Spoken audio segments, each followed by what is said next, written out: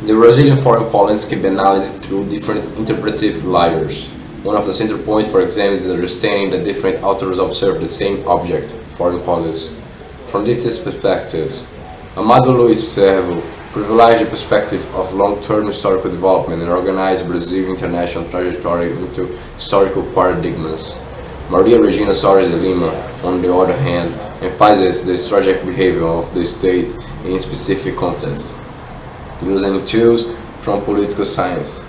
Zario Borges shifts the focus inward, examining the historical function of the Brazilian Ministry of Foreign Affairs, itinerarity. Second most important concept is that of the paradigm. Paradigm are broad historical ways of interpreting Brazil's national interests. They are not entirely closed periods, but rather predominant structures of though and actual international affairs. The first paradigm is the liberal conservative paradigm, which provides from the 19th century until 1930. It combines a kind of economic liberalism with internal political conservatism. Brazil accepts the international division of labor as an exporter of primary goods and an importer of manufactured products. Foreign policy thought commercial stability, international credit, and external recognition, primarily serving the interests of agrarian elites. This is an extremely important point to remember: liberals abroad, conservatives at home. The revolution of 1930s marked the transition of the nation's development paradigm. Industrialization of Brazilian and the strengthening of the state transformed the interpretation of Brazilian nation interests. Economic development became the central object of foreign policy.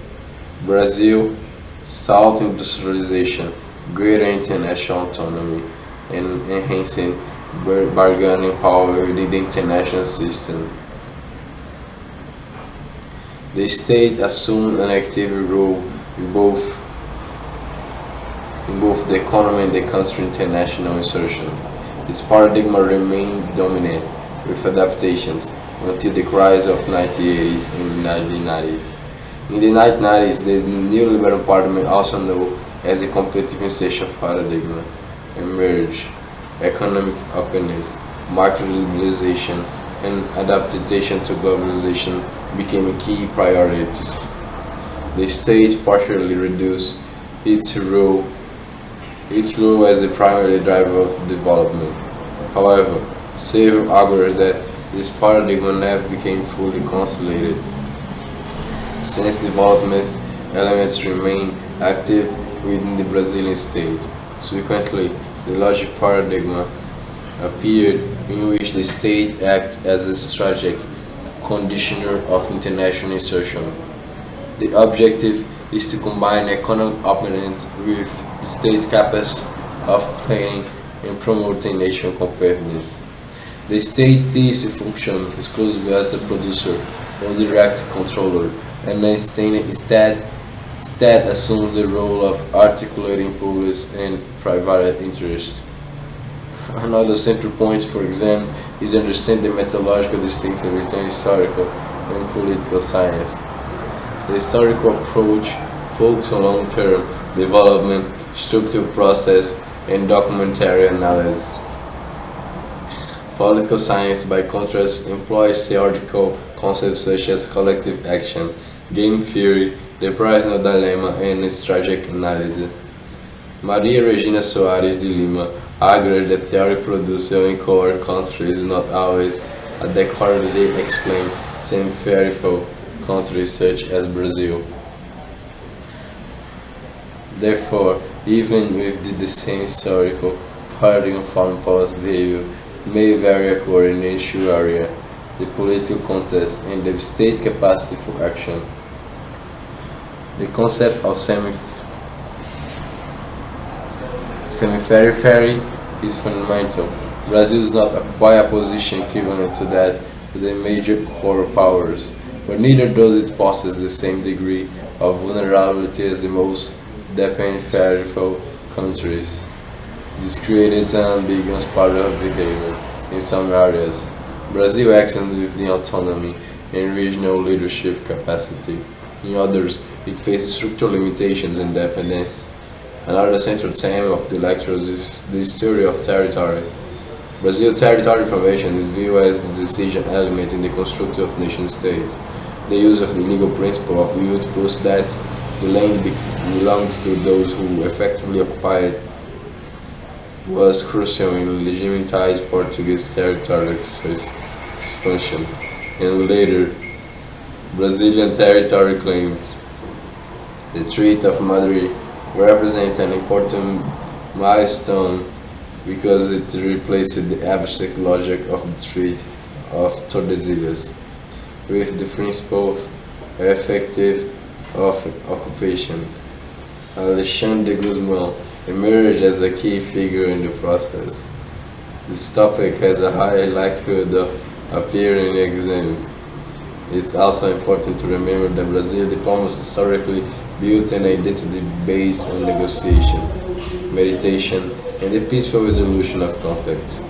This tradition was later initiated in Article 4 of the 1980s Constitution. However, the professor consistently emphasizes an important contradiction. Where Brazil developed a Pacific discourse, it also participated in wars and regional powers projections, particularly during the Paraguayan War. The central point is not the absence of violence, but rather the historical construction of a moderate diplomatic image. In Chehu analysis, the Itamaraty went through the three major historical phases. The first is the patrimonial phase, patrimony during the empire. The requirement was based on personal, family, and elite connections. Without full bureaucratic rationalization, the Ministry of Foreign Affairs reflected the patrimonial structure, the imperial state itself. The second phase is the charismatic phase, associated with the Baron of Rio Branco. Institutional authority became strongly concentrated in his personal leadership. Rio Branco symbolized established the initial stage of professionalization and the consolidation of Brazilian nation borders. He transformed the Itamaraty into a symbol of nation building. This point is extremely recurrent in the lectures. The third phase is the rational bureaucracy phase, inspired by the model of Max Weber. The Itamaraty became professionalized through competitive examination, a structured diplomatic career, and a technical training, particularly through the Rio Branco Institution. Brazilian diplomacy grew increasingly complex and institutionalized as the state modernized and expanded international engagement. Another important topic, for example, is the relationship between knowledge, production, and foreign policy. During the empire, there were no university programs in international relations. Much of the reflections on foreign policy was produced by diplomats, bureaucracy, and statesmen. This meant the intellectual productions of carried a normative dimension. In other words, it only describes reality but also suggests courses of actions for the country. Knowledge about foreign policy helped not only to understand the world but also to enforce state decision making. The lectures also emphasized the influence of French historiography and the so-called problem-oriented history. According to this problem, does not simply discover facts. Rather, they formulate research problems based on questions arising from the present and they investigate historical evidence to answer them. In this sense, historical knowledge is not merely the accumulation of facts, but a process of interpretation guided by analytical questions and theoretical assertions. As the questions posed to the past change, so that the interpretations produced by historians, these methodological aspects appear several times in the professor's explanations and may emerge in essay questions.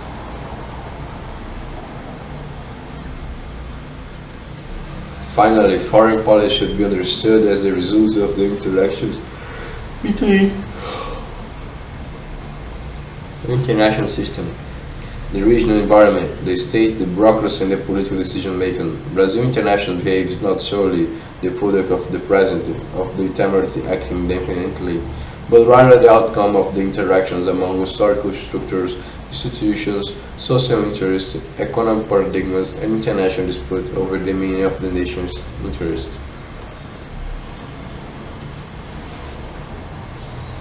Brazilian foreign policy can therefore be understood as the result of interaction between historical structures, bureaucratic institutions, economic paradigms, and the domestic political disputes. One of the most important points for exam is to recognize that different authors analyze the same object from a distinct yet complementary perspective. Amado Luiz Servo adopts a paradigm and long-term historical approach. Maria Eugênia Soares de Lima emphasizes the strategic behavior and the concept of semi-peripheral. And Zario Borges Cherru examines the Itamaraty as the historical bureaucracy of the Brazilian state. Servo concepts paradigm is central to understanding his interpretation. Paradigm are a broad historical structure that organize the interpretation of Brazil nation interests. The first paradigm is the liberal conceptive paradigm, predominant from the 19th century until 1930s. Its core combines external economic liberalism with internal politics and social conservatism. Brazil integrated into the international division of labor as an exporter of primary products, as an importer of manufactured goods, without seeking to fundamentally alter this structural position. Foreign policy operates to guarantee commercial stability, access to foreign credit, and international recognition, reflecting the interest of regarding elites. For example, for products it's essential to remember the formula: liberalism abroad, conservatism at home. With the revolution of 1930, Brazil transitioned to the national development as paradigm. Industrialization, urbanization, the strength of the state transformed the interpretation of the national interest. Economic development became the central objective of foreign policy. Brazil sought greater international autonomy protections of domestic industry and more active participation in international negotiations. This paradigm remained dominant until the crisis of 90s and 90s. In the 1999, the neoliberal paradigm, also referred to a competitive paradigm, emerged. It was characterized by economic opening, market liberalization, and adaptations to globalization. Later, the logic paradigm appeared, in which the state acts as a strategic coordinator of international insertion. Combining competitiveness, economic openings, and the state planning capacity. An important point, for example, is that paradigms do not completely eliminate the predecessors, rather they partially coexist and overlap.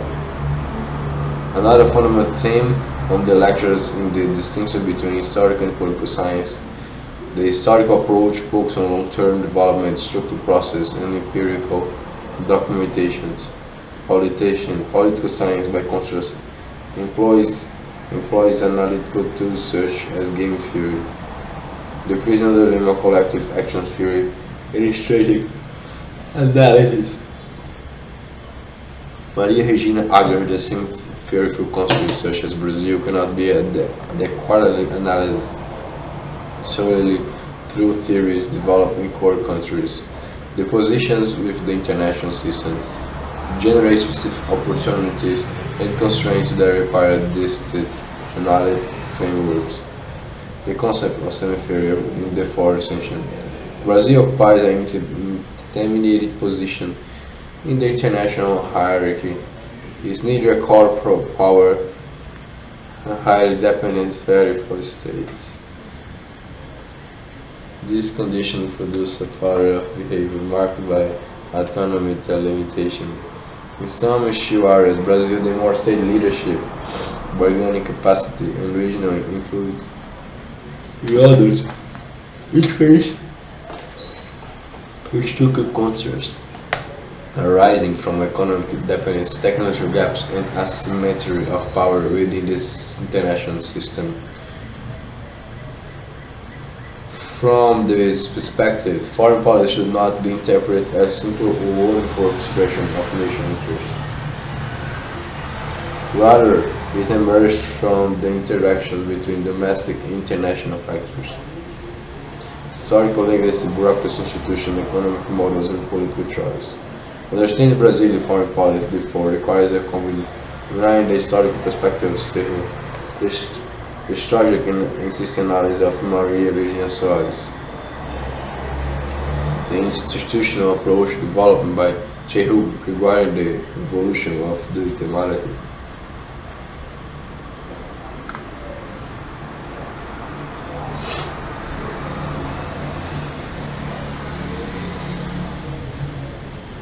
Even within the same historical paradigm, foreign policy behavior varies according to the issue area.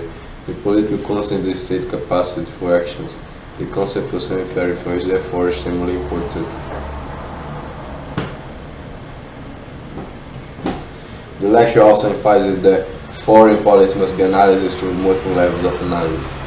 The international system, the region, the states, the bureaucracy, the political decision making. The international system imposes constraints and opportunity for actions. The region, especially the Platte Basin, constitutes a strategic space.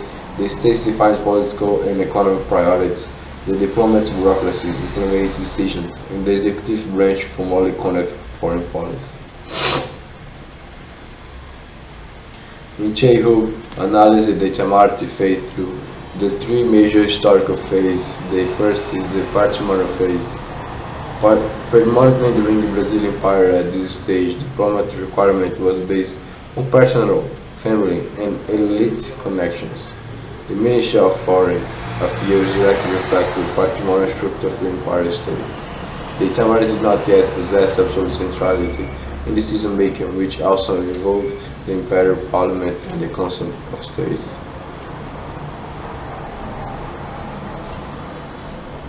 The second phase is the charismatic phase, associated with the leadership of the Baron of Women. The drawing of the work of Machiavelli, Chehu used the concept of charisma to explain how authority over foreign policy can concentrate in Branco personal leadership. His tenure as foreign minister from 1902 to 1912 provide the unprecedented level of institutional stability to the Itamaraty. Brazilian diplomacy gained nation prestige and political centrality, particularly through the consolidation of Brazil borders. This point appears apparently in the lectures and has high probability of appearing on exams. The third phase is the rational bureaucracy phase, consolidated throughout the 20th century.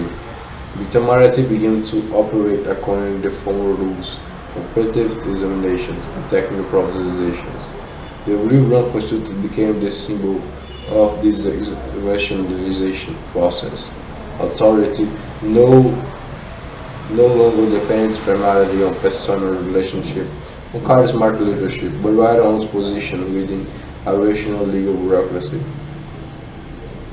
Nevertheless, the lectures emphasize that their success to the diplomatic career has continued to be marked by social selectivity and cultural elitism. Despite the meritocracy discourse surrounding her recruitment, another similarly important is the relationship between foreign policy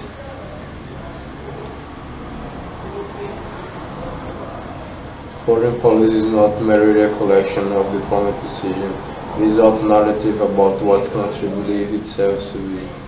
Historical Brazil has constructed an international image associated with passive negotiation, diplomatic mediation, and the peaceful resolution of conflicts. This tradition was formally codified in the Article 4 of the 1998 Constitution. The constitutional principles most important, for example, include the defense of peace, the peaceful settlements of dispute, the self-determination of peoples, equality among states, international corporations, the repudiation of racism, and Latin American integration.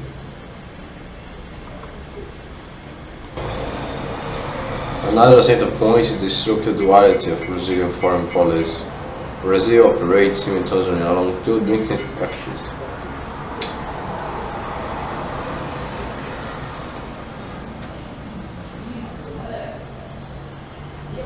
On the asymmetric axis,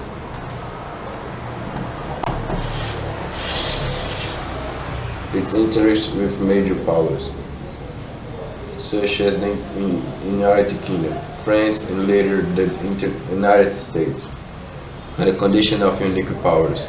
The constitution, negotiation, diplomatic adaptation tend to prevail.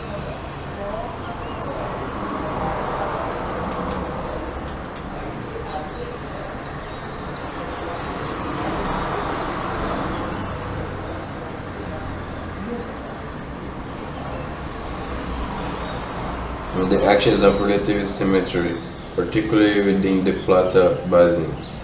Brazil possesses a greater capacity for regional powers projections. It is with this sphere in conflicts such as the colonial Sacramento dispute, the simplest in one.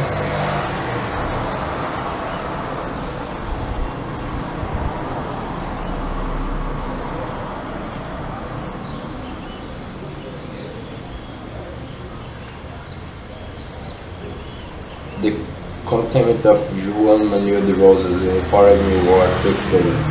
The conflict between global moderation and regional sensitiveness is one of the most important things discussed in the lectures.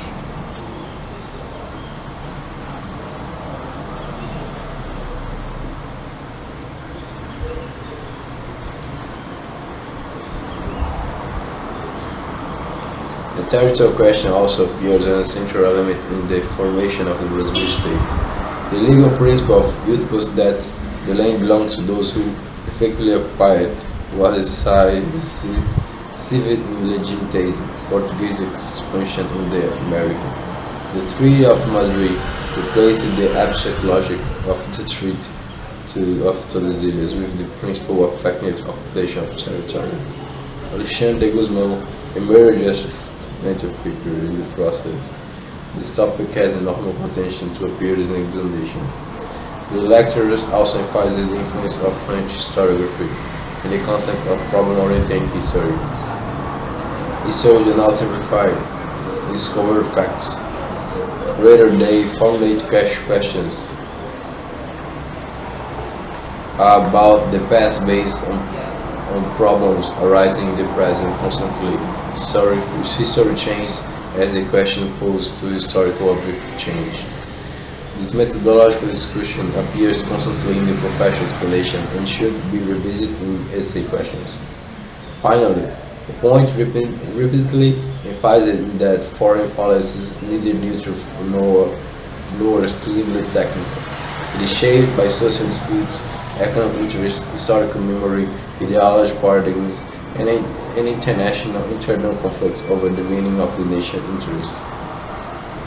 The production of knowledge about foreign policy also has a normative dimension. Scholars are often do not merely describe reality,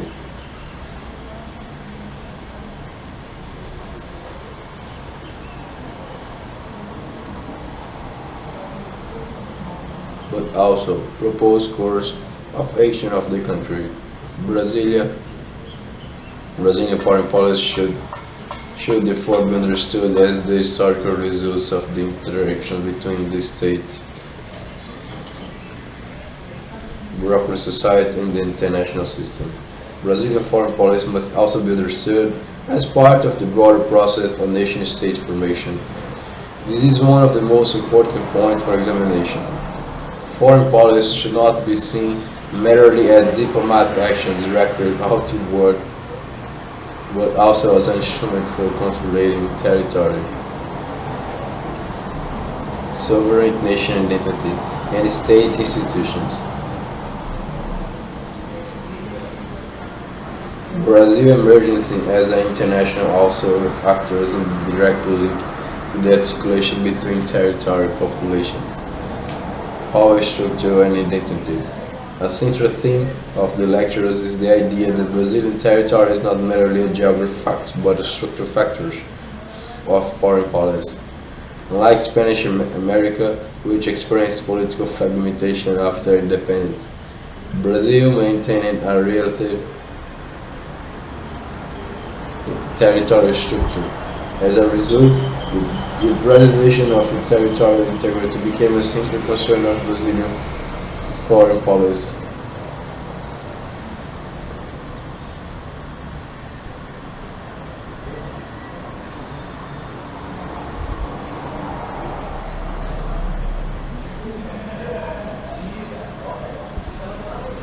The key question for examination is not simply how was the territory acquired, but rather how was it preserved. Comparison with the United States appears frequently in the lectures. The United States expanded its territory through wars, annexations, territory pushers, and successive occupation.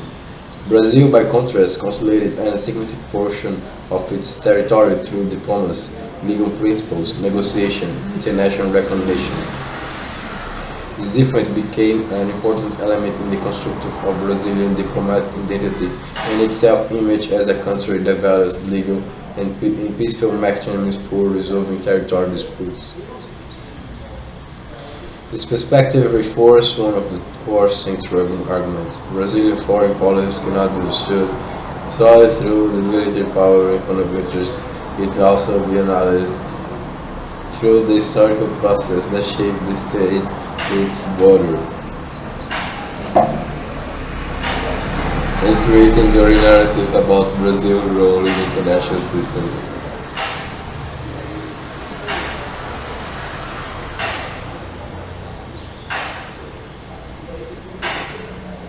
Diplomacy, negotiation, and legal arbitration play a fundamental role in the consolidation of Brazilian territory.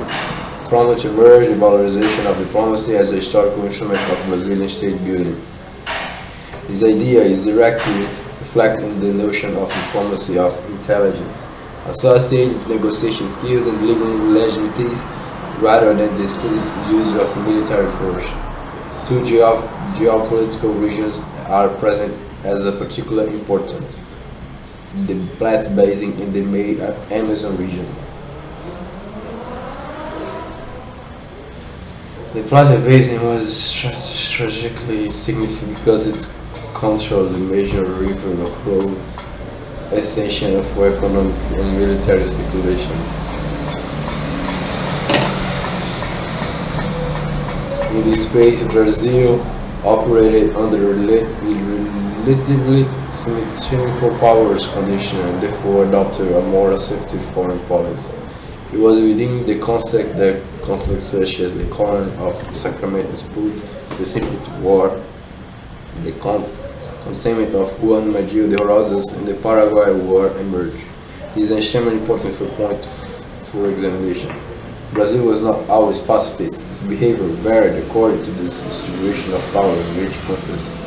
In the Amazon region, concerns centered on territorial sovereignty and effective occupation. Brazilian policymakers feared that foreign powers might reproduce process similar to this case of Texas in the United States.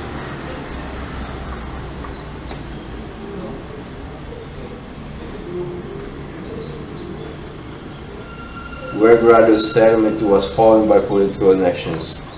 This concern reinforced the importance of controlling navigation along the Amazonian rivers and maintain a visual state present throughout the region.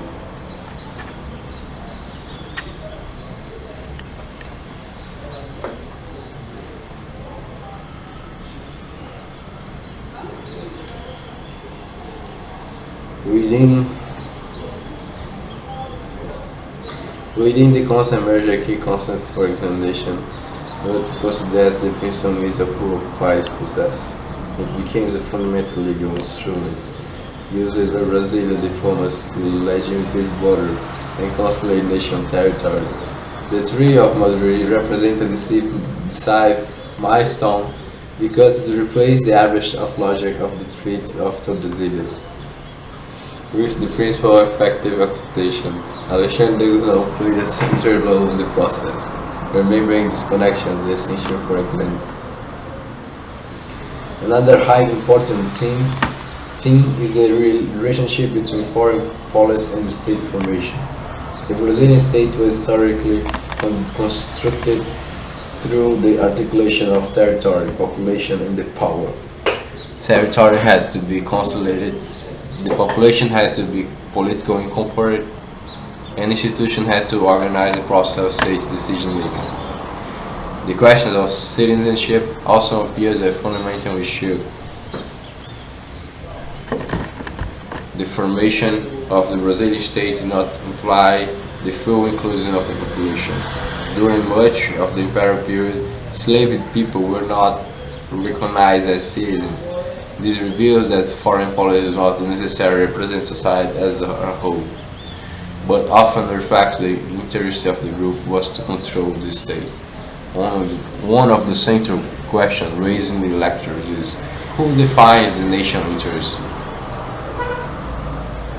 Another recurring theme is the Portuguese legacy, the transfer of the Portuguese role culture to Brazil represents an exceptional event in modern history.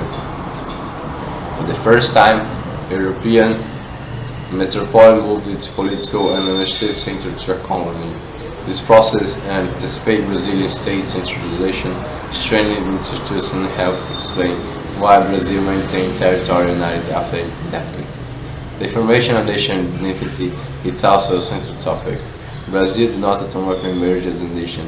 The idea of Brazilianism was historically constructed throughout the 19th century. At this point, the contribution of Benedict Anderson became particularly important through the concept of imagined communities. According to Anderson, nations are not nature or internal entities. They are historical constructions created through shared narratives, symbols, institutions, and collective experience. National identity is therefore produced through political, cultural, and social process that encourage them to imagine themselves as part of a broader nation community.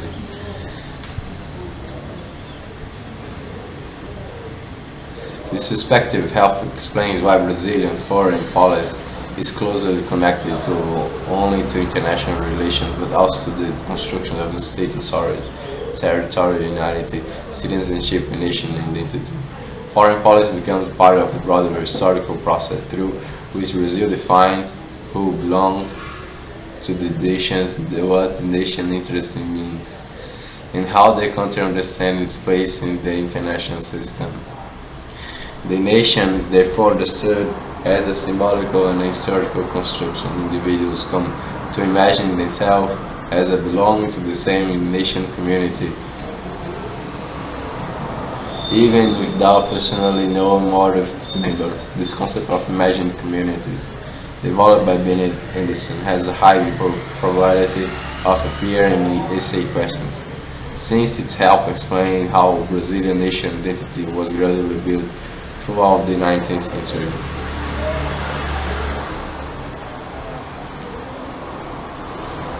The lecturers also emphasize that the Brazilian foreign policy has historically been organized around two distinct axes. On the asymmetry axis, Brazilian related to Asian powers such as the United Kingdom, France, and later the United States, form a position of relatively lower power. In this relationship, caution, negotiation, devolution, international law tend to prevail. On the regional axis, particularly in the Plateau region, Brazil possesses greater of power projection and therefore adopts a more restrictive posture. This construct helps explain many of the apparent contradictions of Brazilian foreign policy. Another central point for examination is understand Brazilian diplomacy has historically developed a strong commitment to international law. The use of arbitration, negotiation, and legal principles became a different element of Brazil's diplomatic identity. This helps explain the prestige associated with figures such as the Barão of Rio Branco, whose legacy is closely linked to the diplomatic consolidation of Brazil's borders.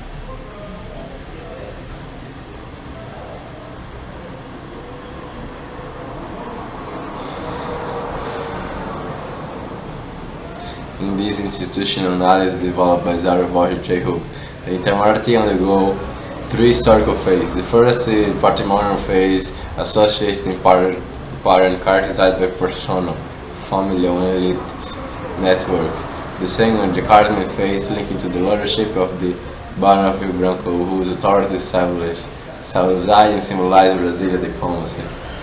The third is the rational bureaucracy phase, inspired by the ideas of Max Weber and marked by the politicization, complexization, and the institutional stringency of the Ministry of Foreign.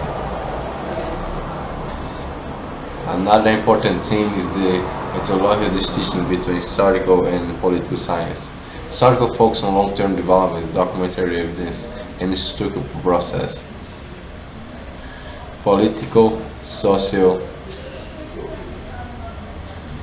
science employs the analytical concepts and theoretical models to explain behavior or decision making. However, the lectures repeatedly emphasize that these approaches are not mutually exclusive but complementary. Maria Regina Soares de Lima argues that semi-peripheral countries such as Brazil cannot be adequately understood solely through theories developing the core countries of the international system. The influence of French historiography and problem-oriented history also appears constantly throughout the course. Historians do not merely discover facts, they formulate questions about the past. Research problems involve contemporary concerns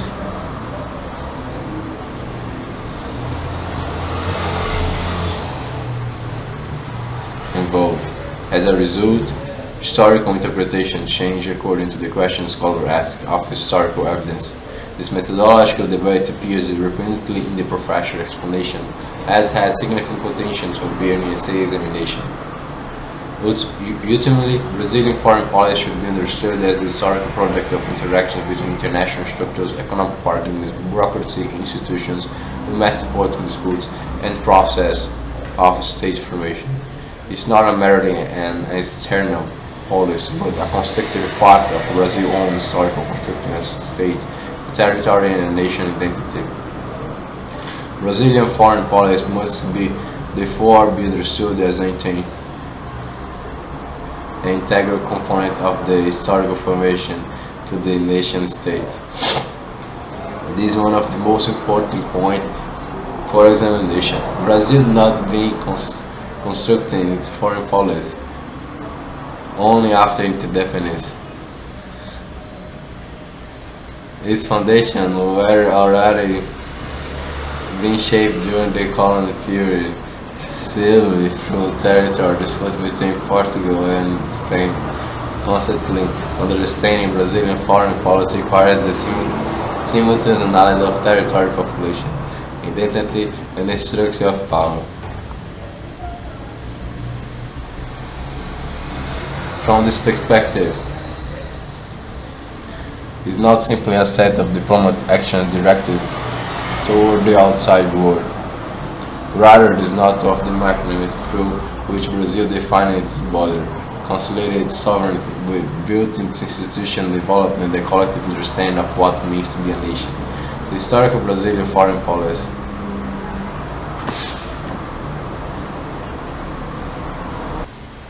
concept constantly emphasized in the lectures is that the territory is not merely physical space but a strategic element in state formation.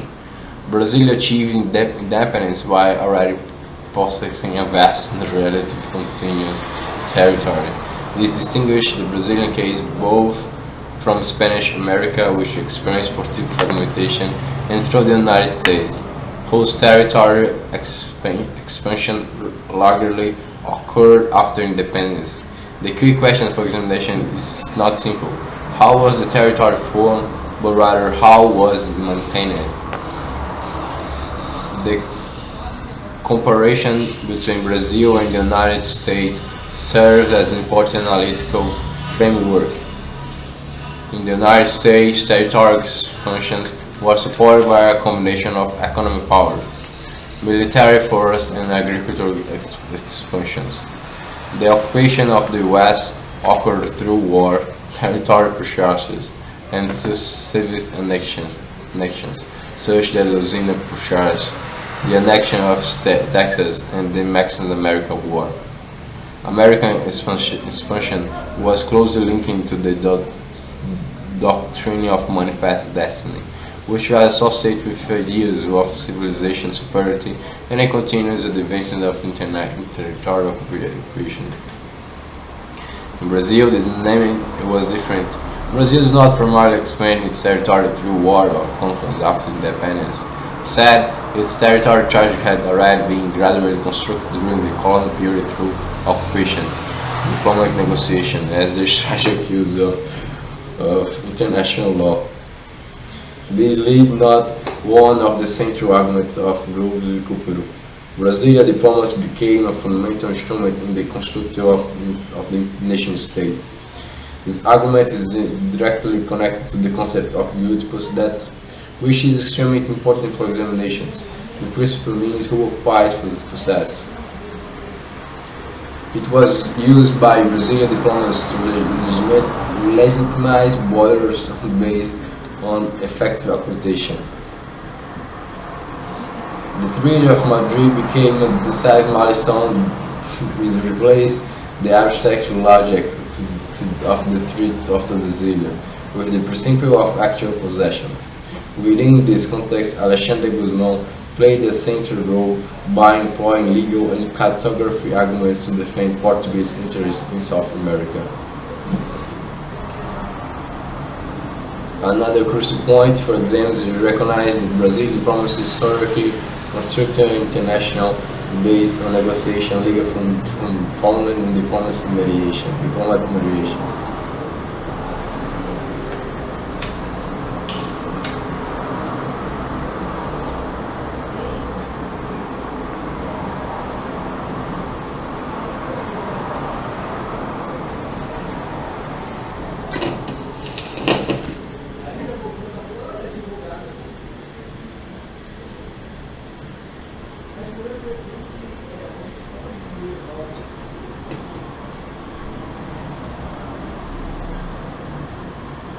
This emerged the idea of diplomacy of intelligence, of diplomacy of knowledge, concepts frequently associated with the Brazilian diplomatic tradition.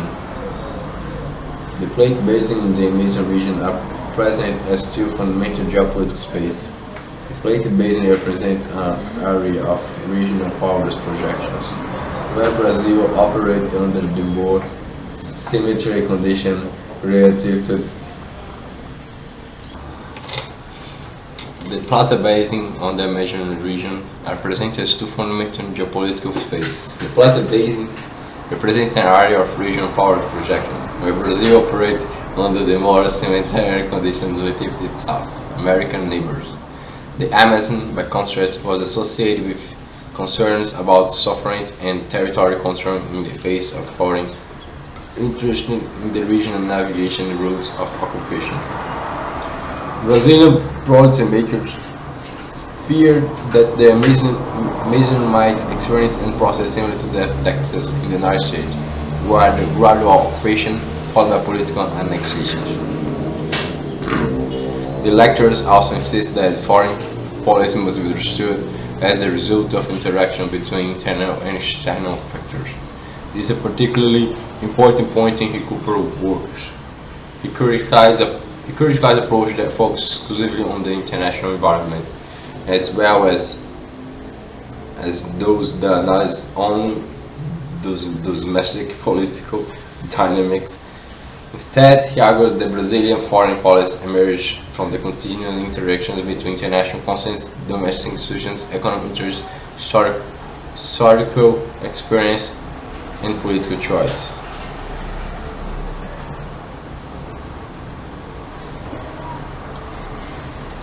From this perspective, foreign policy is neither determined solely by external pressures, nor entirely shaped by domestic preference. Rather, it produced through the constant interaction between the international system and internal process of state formation. Understanding Brazilian foreign policy, therefore, requires examining territory, sovereignty, diplomacy institutions, nation identity, and the historical relationship between Brazil and the broader international order. Recupero criticized both approaches that focus exclusively on the international environment and those that analyze Brazil in isolation, without considering the broader external system. His proposal is to integrate international historical formation and international insertion into a single interpretive framework. Another important concept is that of state formation. The Brazilian state was historically constructed through the articulation of territory, population, and the power structures. Territory had to be consolidated, the population had to be politically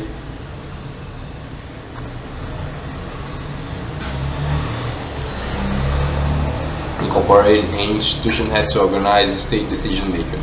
This perspective helps explains why foreign policy never represents society in completely homogeneous way. The question, who defines foreign policy, becomes inseparable from the question, who holds power within the state. The issue of citizenship appears as a central element in the discussion.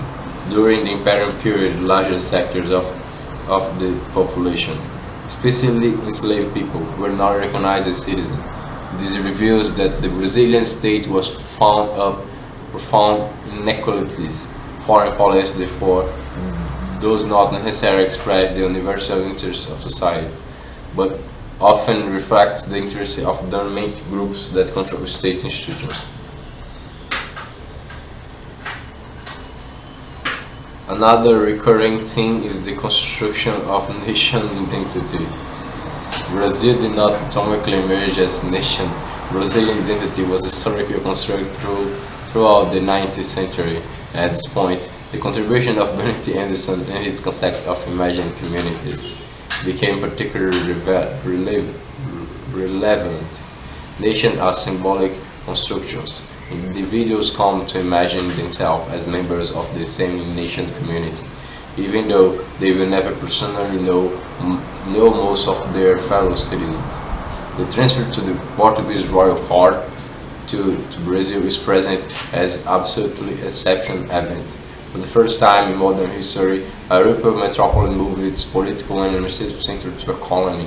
This process strengthened institutional, accelerated the administrative decentralization, and helped explain the preservation of Brazilian territorial unity after the independence. Remember, this point is essential for examinations. From a methodological perspective, the lecture emphasizes both the difference and the complementarity between history and political science. History focuses on long-term process, document evidence, and historical context. Political science employs an analytic model to explain behavior and decision making. Nevertheless, both discipline and converge in the attempt to explain Brazilian international behavior. Maria Regina Soares de Lima is highlighted as an important scholar because they argue the peripheral and semi-peripheral countries such as Brazil cannot be adequately analyzed socially through theories developed by the core countries of the international system. Another important point, for example, is the concept of problem-oriented history, associated with French historiography. Historians do not merely discover facts, they formulate research problems. The questions posed to the past change as contemporary concern change. This means that historical knowledge is always interpreted and produced in response to specific problems and inquiries. The lecture also emphasizes the role of the Itamaraty as a central institution of Brazilian foreign.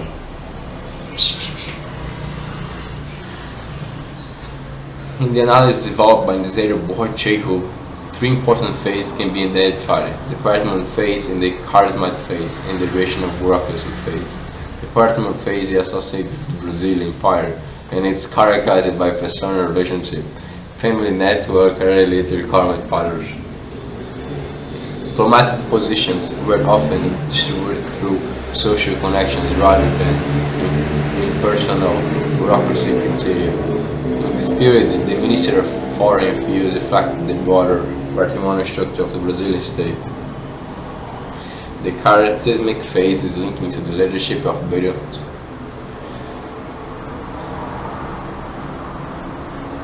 whose personal authority and prestige provide unprecedented stability and legitimacy to the Brazilian diplomacy. Drawing on the ideas of Max Weber, Chekhov argues that Rio Branco leadership became a source of institutional authority, transforming the Itamaraty into a symbol of nation unity in this territorial consolidation. The rational bureaucracy phase, which developed throughout the 20th century, is characterized by professionalization, merit-based recruitment through competitive examination, and the strengthening of institutional procedures. The Rio Branco status became the symbol of this transformation, representing the transition from personal authority to a rational legal form of bureaucracy organization. Taken together, these perspectives demonstrate the Brazilian foreign policy cannot be understood solely as a sequence of diplomatic actions. Rather, it is deeply connected to state formation, citizenship, territorial consolidation, national identity, institutional development, and Brazil's change position within the international system. The department phase is associated with the Brazilian Empire and characterized by personal relationship, family connections, and elite networks. The charismatic phase is linked to the leadership of the Baron of Rio Branco, whose prestige and authority gave Brazilian diplomacy unprecedented stability and legitimacy. The rational bureaucracy phase, in turn, corresponds to the professionalization to the Minister of Foreign Affairs through merit-based recruitment, institutional specialization, and the consolidation of professional diplomatic corps. Ultimately, the most important systems of examination is to understand the Brazilian foreign policy is not a random collection of diplomatic decisions. Rather, it's the historical product of the interactions between territory, geopolitics, international law, state bureaucracy, nation identity, and power struggles. To study foreign policy is therefore to study simultaneously the formation of Brazil as a state, as territory, and a nation project. And Brazilian territory formation should be understood as a result of a greater historical process marked by a combination of effective occupation, economic exploitation, geographic condition, and diplomatic negotiation. This is one of the central points of our examination. Brazilian territory is not a merged full form, nor war is created solely through abstract treaties. Instead, it resulted from the interactions between colonial practice and the subsequent legitimation. Initially, territorial division in the Americas was determined by papal arbitration, especially through the thread of Tordesillas. However, this division was largely abstract of the limited cultural value because it failed to reflect the continual actual geographic reality. From this context emerged an absolutely fundamental concept for examination. Youth post that its principle established that legitimate possession belongs to those who effectively occupy a territory. Consequently, practical occupation came to precede legal legitimation. The Treaty of Madrid became a decisive turning point because it replaced the logic of imaginary lines with the logic of the concrete computation. Another indispensable element for understanding this expansion is the Imperial Union. During this period, Portugal and Spain were revived by the same crown, weakening territorial control and enforcement mechanisms. This allowed Portuguese agents to advance into areas that formerly belonged to Spain, significantly expanding Portugal's colonial domains in the Americas. These occupations would later be legalized and recognized through 18th century treaties. This is a specifically important point for examination. Occupation came first, diplomatic legitimation came after. Portuguese expansion, however, cannot be explained solely through political factors. Geographic conditions played a decisive role. Unlike the Plate region, where Spanish presence was not, vast areas of the South American interior were extremely difficult to control effectively. Nature barriers limited Spanish administrative actions while facilitating Portuguese penetration into the interior. The principal acceptation was precisely the Plata Basin, a strategically important region involving present-day Paraguay, Argentina, and Uruguay, where conflicts between Portugal and Spain became particularly intense. The cooperation between Brazil and the United States also served as a major analytical theme throughout the course. In the United States, territorial expansion occurred largely after independence was driven by the demographic pressure, aggressive expansion, and the ideology of manifest destiny. The movement westward was sustained through military force, territorial purchase, and the annexion of contested lands. By contrast, Brazil's territorial trajectory followed a different pattern. Much of this expansion occurred during the colonial period was later consolidated through legal, diplomatic, and administrative mechanisms. This distinction reinforced one of the core central arguments. While military power was certainly important, Brazil's state building relied heavily on diplomacy and legitimacy as instruments of territorial condition.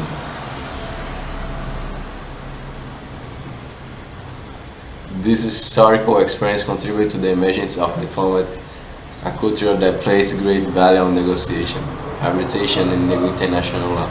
As a result, territorial preservation became one of the defining objects of Brazilian foreign policy. The key question is therefore not merely how Brazil acquired its territory, but how it managed to preserve such an extensive and relatively united territorial space of time. From this perspective, Brazilian foreign policy becomes inseparable from the broader story of territorial formation, state construction, institutional development, and nation identity. Understand the evolution of Brazilian international behavior required examining not only diplomatic actions but also the historical process through which territory was occupied, but where legitimate institutions were strengthened as the Brazilian state itself was consolidated. In the United States, territorial expansion was closely linked to wars, territorial acquisition, and the incorporation of land conquered through military conflict as occurred in the war against Mexico. American expansion was directly associated with the idea of free settlers seeking new agricultural lands and opportunity for economic advancement.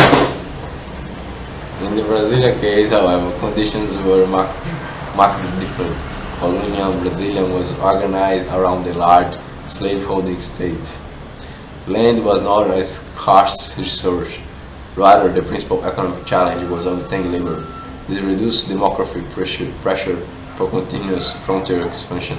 Brazilian interiorization occurred more slowly, less systematically, and was closely connected to specific economic activities such as mining, cattle ranching, and the expedition of the bondurants.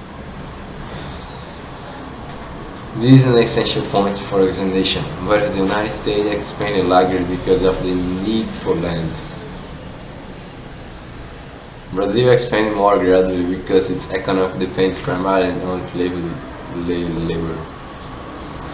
Within this context, the bondurants emerged as important figures in the lectures.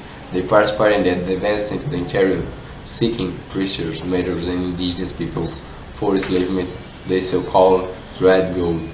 However, the lectures deliberately problematized this historical figure. Contemporary historiography emphasizes the high degree of violence involved in this process of territorial occupation. particularly against the indigenous population. This topic may appear in the nation as a contrast between the traditional lyrical narrative and more critical contemporary interpretation. Meaning played a decisive role in the process. The discovery of gold in Minas Gerais finally transformed Portuguese economic dynamics. Portugal faces a severe economic crisis characterized by trade deficit and increasing competition from other European powers in such production. Brazilian gold emerged as a solution capable of strengthening the Portuguese crown financially, demeaning economic stimulating significant population moving towards the interior, driving settlers away from the coasts and attracting European migrants to inland regions to the colony. Gold extraction also strengthening metropolitan fiscal mechanisms. The principal tax was the quinto, which corresponds to 20% of all gold extracted. Heavy taxation generates constant tension, smuggling, and tax evasion. The expression "quinto dos infernos," the 50 from hell, symbolically captures the dissatisfaction generated by the colonial tax system. Beyond its economic impact, gold increased Portugal's diplomatic and political capacity, strengthening its position in subsequent territorial negotiations. Another central point is recognized that Brazilian territorial occupation was initially concentrated along the coast. Colonization began in coast areas, metaphorically described in the lectures as process of strengthening the coastline. One later did effective interiorization occurred through expedition, river journeys, monsoons, and specific economic activities. Its extension does not follow a continuous and systematic plan of occupation, but rather occurred through greater movement shaped by economic opportunities and geographic constraints. The War of the Seven People of the Mission emerged as an important consequence of the Treaty of Madrid. The transfer of territories between Portugal explained again the indigenous population inhabiting the region. The Guarani resisted force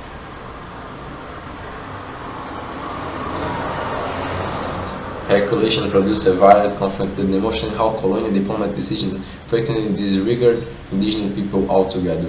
This is an important example for how territorial agreements negotiated by imperial powers often prioritize states' interests while ignoring the rights and interests of local populations. The conflict also illustrated abroad the same emphasis throughout the lectures. Territorial formation was not merely the result of diplomatic negotiations between European states. It also involved resistance, conflict, coercion, and the displacement of population. Understanding Brazilian territorial formation, therefore, requires examining not only treaties, threats, and diplomatic achievement, but also the socio-economic concept of expansion. Taken together, this process reinforces a central argument of the course. Brazilian territorial formation was the product of a complex interactions among economic interests, geographic conditions, colonial institutions, diplomatic negotiations, and struggles involving indigenous population and other social groups. The consolidations of Brazil's territory cannot be explained solely by legal agreements of military actions. It emerged from a long historical process in which occupation, exploitation, negotiation, and conflict were deeply intertwined.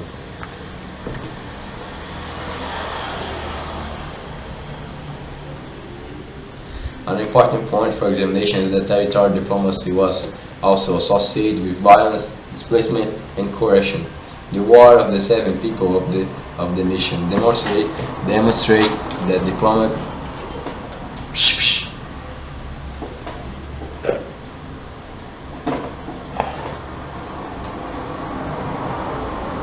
arguments often ignore the population directly affected by territorial transfers. The forced recollection of the indigenous community and the subsequent Guarani resistance revealed that territorial consolidation was not achieved solely through negotiation and legal principles, but also through conflict, population displacement. The Plateau region remained strategically important throughout this entire process. They established of the colony of Sacramento illustrate Portugal's interest in controlling commercial routes and secret geopolitical presence in the south part of the continent. The Plata Basin became a permanent arena of competition between Portugal and Spain, and would later remain central to Brazilian foreign policy during the imperial period.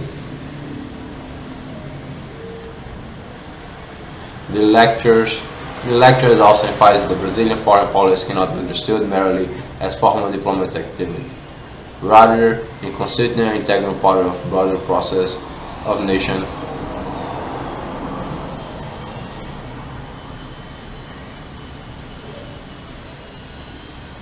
This is where the importance of Rubens Recupero becomes evident. His interpretation argued that diplomacy was fundamental to preserving Brazil's territorial united. Unlike many other Latin American experiences marked by fragmentation, Brazil's success in conciliating a relative continuous and stable territory. This argument is directly connected to the notion of diplomacy of intelligence, or diplomacy of faced by with the limitation, the military and economic power compared to the great powers. Brazil developed a distinct model international engagement based on negotiation, international law, cartography expertise, and diplomatic legitimities. Diplomacy thus emerged as a strategic instrument for both territorial consolidation and international projects.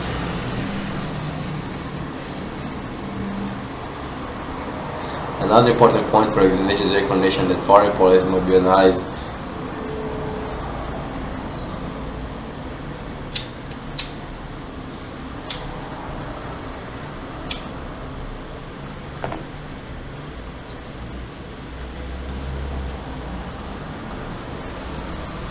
Brazilian territory formation should therefore be understood as the result of a gradual historic process shaped by the interaction of effective occupation, economic exploitation, imperial conflicts, and diplomatic negotiation. One of the most important points for examination is understanding that Brazilian territory was not simply granted through European treaties. Instead, it was historically constructed through Portuguese expansion into areas originally assigned to Spain. Within this process, the principle of jus possidetis became central. According to this legal doctrine, sovereignty over territory derives from concrete and effective occupation, rather than from abstract lines drawn on European maps. This principle became a cornerstone of the America.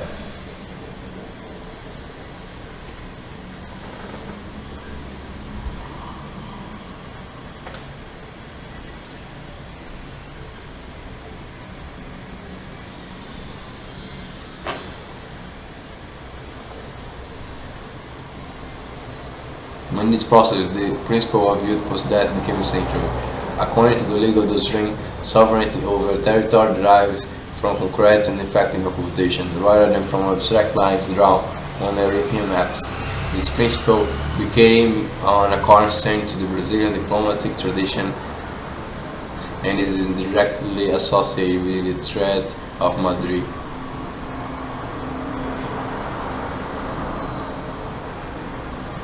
The real significance of the Treaty of Madrid lies precisely in the replacement of the logic of the Treaty of Tordesillas.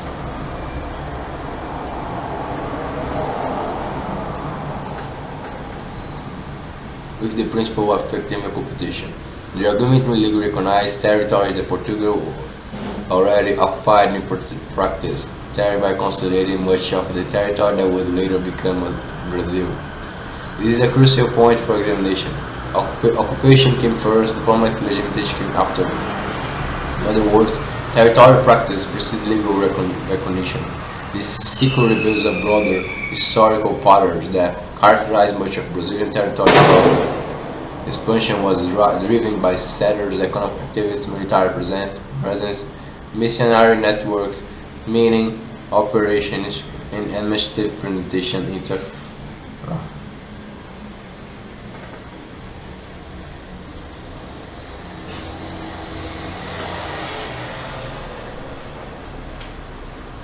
diplomatic agreement then formalized a legitimate reality that had already been established on the ground. Understanding this relationship between occupation and legal recognition is essential for explaining both the formation of Brazilian territory and the historical foundation of Brazilian diplomatic culture. More broadly, these themes reinforce some of the central arguments of the course. Brazilian foreign policy cannot be separated from the historical process of territory formation, state building, identity construction, and international insertion. The evolution of Brazil's borders, institutions, and diplomatic traditions reflect the continuous interactions between geography, power law, economic interests, and historical circumstances. In the context, the role of Alexandre de Guzmão stands out as a fundamental to 18th century Portuguese diplomacy. Guzmão used the principle view to post that as a central argument for defending Portuguese interests in South America. In addition, he strategically employed cartography as a political instrument, producing maps that reinforced Portuguese claims in disputed territories. The so-called War of Maps demonstrated that territorial diplomacy was conducted not only through military force but also through legal arguments and cartographic representations. These essential for examinations, maps, and international law became instruments of power. Another central point is the importance of the Iberian Union. During this period, Portugal and Spain were governed by the same crown, weakening mechanisms of frontier control and territorial supervision. This situation allowed Portuguese agents into the interior of the continent and occupy areas that formerly belonged to Spain. This occupation would later receive diplomatic recognition. The process helped explain the continental dimension of Brazil at the moment of independence.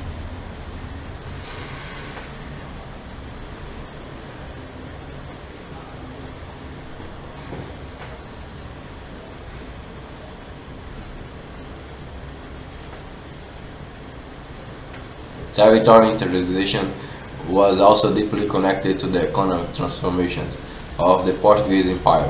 Portugal was experiencing an economic crisis characterized by trade deficits and increasing European competition in the sugar market.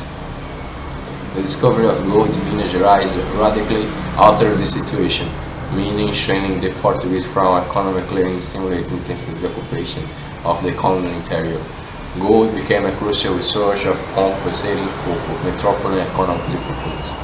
Gold extraction also generated profound demographic transformations. Large numbers of people moved from the coast to inland regions, while European migrants were attracted by mining opportunities.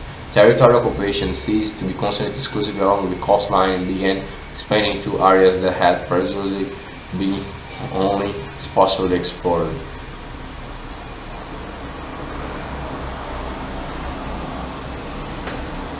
This process of interiorization is a key element in understanding the consolidation of Brazil's territory.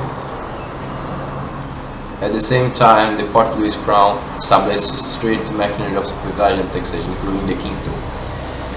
Portuguese territorial expansion was also linked to the actions of bandeirantes. These expeditions advanced into the interior in search of precious materials and indigenous people to slave, then so-called, rather than being part of a fully planned state project. Many of these expeditions were privately organized ventures.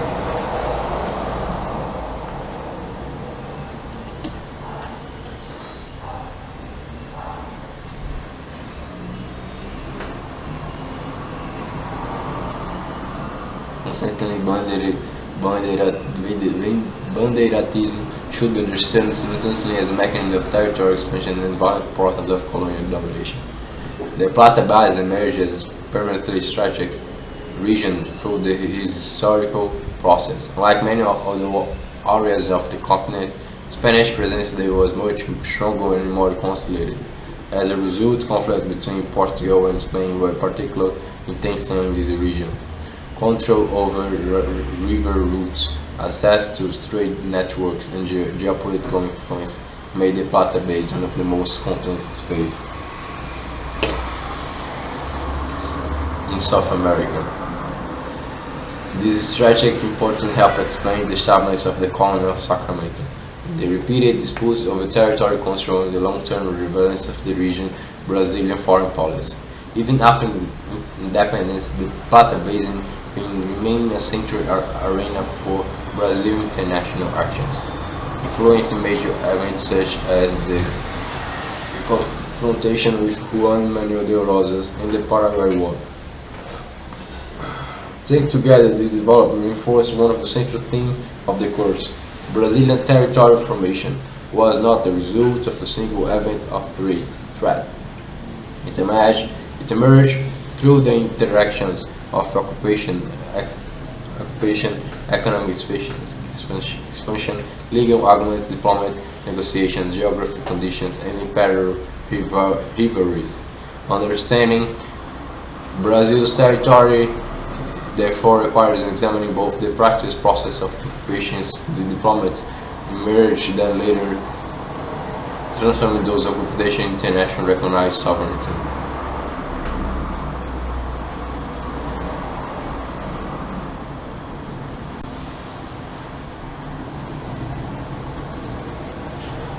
However, the lectures emphasize an important point for examinations. Contemporary historiography strongly problematized the image of the bandeirantes, highlight the significant violence committed against indigenous population. Constant bandeirantism should be understood simultaneously as a mechanism of territorial expansion as a violent process of colonial domination.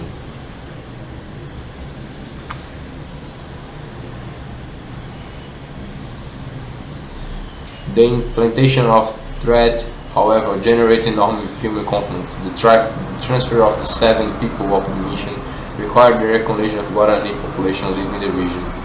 Indigenous resistance led to the Guarani War, an episode of great importance because demonstrated the Brazilian territorial formation frequently occurred without regard for the indigenous people who inhabited these territories. Colonial diplomacy and international law determined borders while largely ignored the population directly affected by those decisions.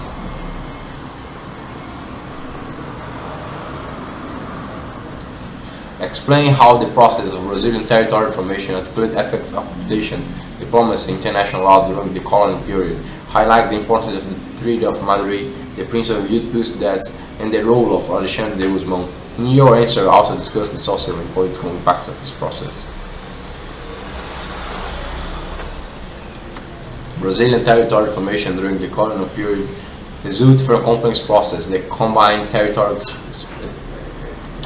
expansion, economic interest, imperial disputes, and diplomatic construct to the idea that Brazil simply inherited its territory from European threats. Scholars such as Rubens e Cooper argue the Brazilian territorial configuration was historically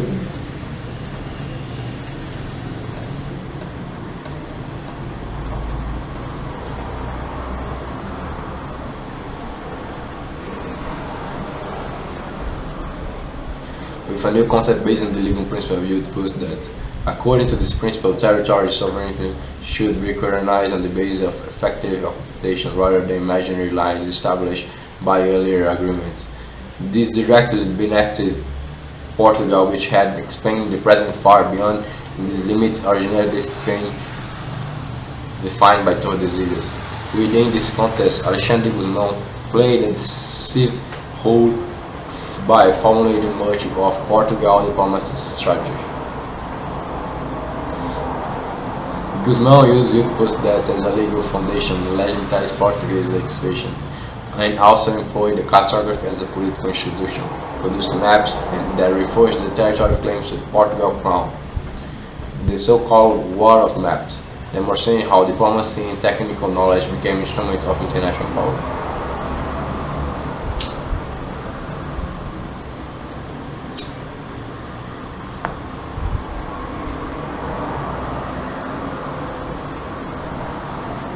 Portugal's territorial expansion was closely connected to the economic integration promoted by the gold cycle and thereby the activity of bandeirantes.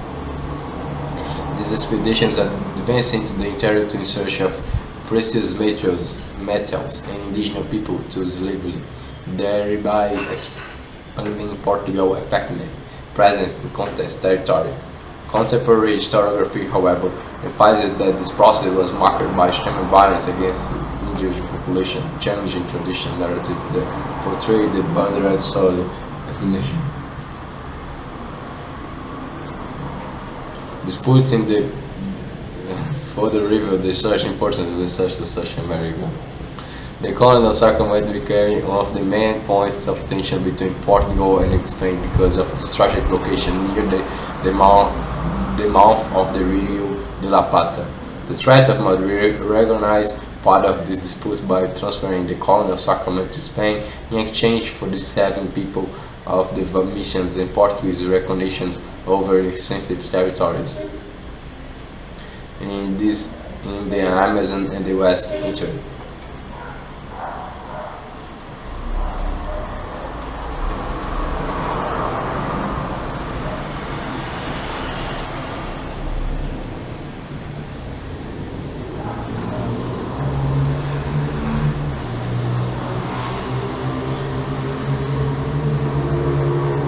Disputes in the Plata region for the revealed the strategic importance of South America. The colony of Sacramento becomes one of the main points tension between Portugal and Spain because of its strategic location near the mouth of the Rio de la Plata. The threat of Madrid recognized part of this 7 disputes by transferring the colony of Sacramento to Spain in exchange for the 7 people of the mission and Portuguese recognition over extensive territory in the Amazon and the West interior. The implementation of the treaty, however, generated significant social conflict, particularly among the Guarani, leaving the mission territory indigenous resistance lead to the Guarani War, demonstrating that Brazilian territory formation often occurred without consideration for the interests of the indigenous people. This illustrated how the construction of a nation territory was also a process of violence. Finally, the process of territory formation helped establish a diplomatic tradition that would later become central to Brazilian foreign. The emphasis on negotiation, legal mediation, and diplomacy instrument of territory expansion and consolidation became enduring elements of Brazil's international identity. Consequently, Brazilian territory formation cannot be understood solely through war or military occupation, but rather through the interaction of international law, diplomacy, and effective occupation, economic interest, and colonial power relations.